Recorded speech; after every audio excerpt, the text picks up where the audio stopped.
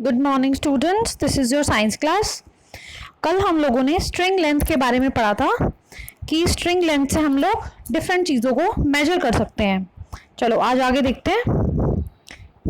You would say that they should use the scale in their geometry box and solve their problem. Yes of course. तो हम किससे solve कर सकते हैं?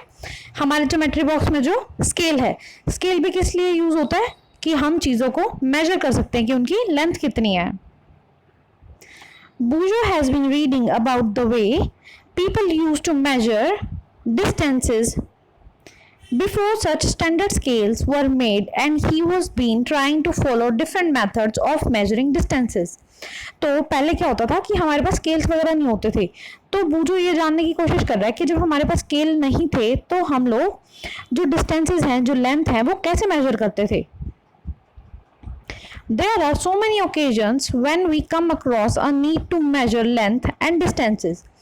The tailor need to measure the length of the cloth to know if it is enough to stitch a kurta.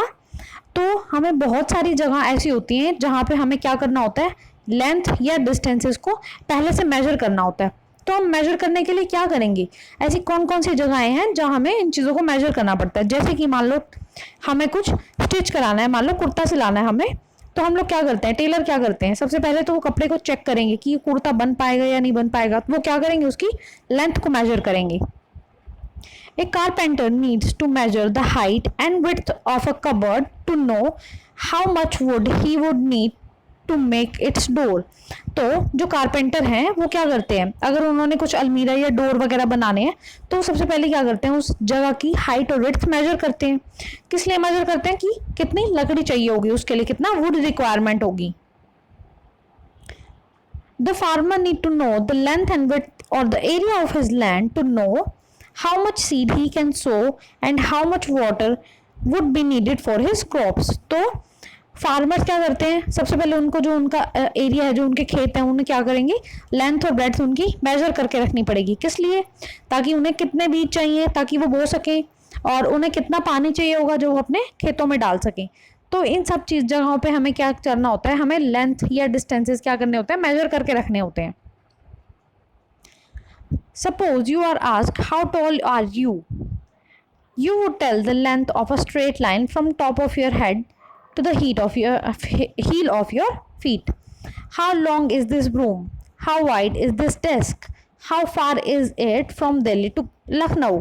How far away is the moon from the earth? तो ये सारी चीज़ें क्या हैं, ये हमारे क्वेश्चंस हैं, इनके हमें आंसर्स चाहिए। ये अभी आंसर्स हमें कैसे मिलेंगे, जब हमें डिस्टेंसेस मेजर करना आता होगा, जब हमें लेंथ मेजर करनी आती होगी। All these questions have one thing in common. They all concern distance between two places.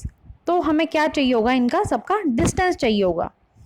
The two places may be close enough like the two ends of the table, or they may be far apart like Jammu and Kanyakumari.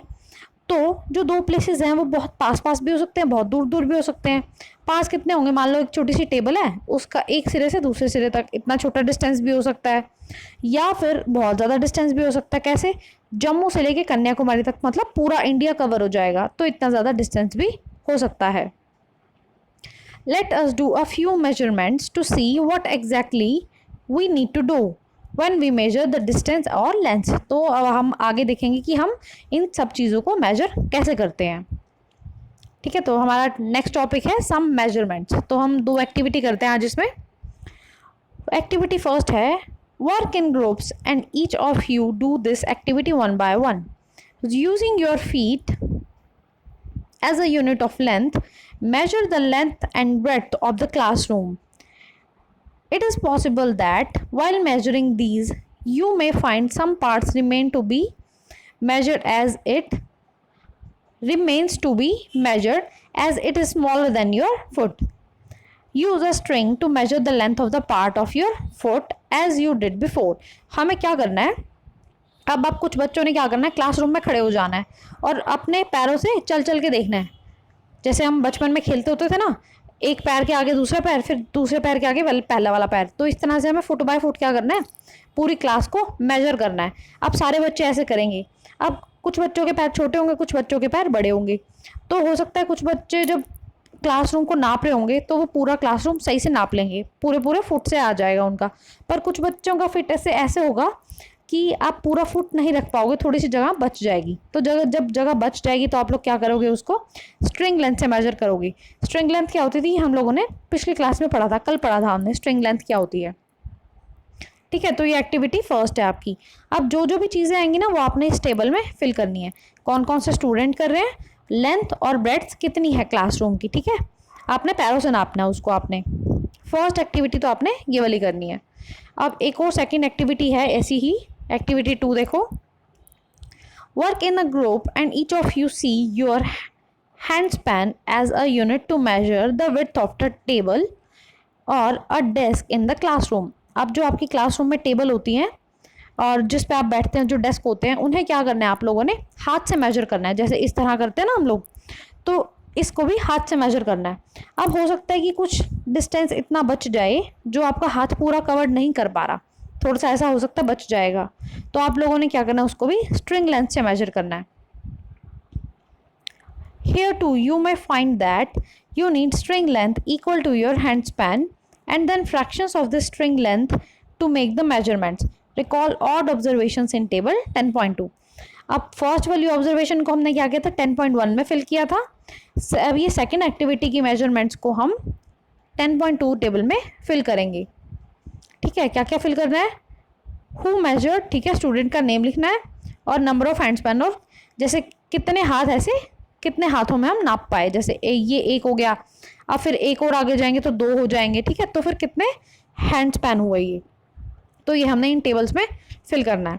ठीक है, तो अब इनको हम फिर major कैसे करते हैं आगे डिटेल में हम नेक्स्ट क्लास में पढ़ेंगे। आज इतनी रीडिंग करते हैं, होमवर्क देख लो। वर्ड ट्रांसलेशन आपने 1 to 15 रिवाइज करने हैं, और इम्पॉर्टेंट फैक्ट्स ये फर्स्ट और थर्ड में आपको पहले करा चुकी हूँ। सेकंड नया है, देखो, distance, the length of the space between 2 points. ठीक है, तो एक पॉइंट से लेकर दूसरे पॉइंट तक के बीच में जो लेंथ होती है वो क्या होता है, उसका डिस्टेंस होता है। ठीक है, तो ये आपके 1, 2 and 3 ये वर्ड इंपॉर्टेंट फैक्ट्स हैं आपके, ये तीनों आप लोगों ने लिखने भी हैं और याद भी करने हैं। ठीक है, चलो इतना ही करते हैं आज। Thank you.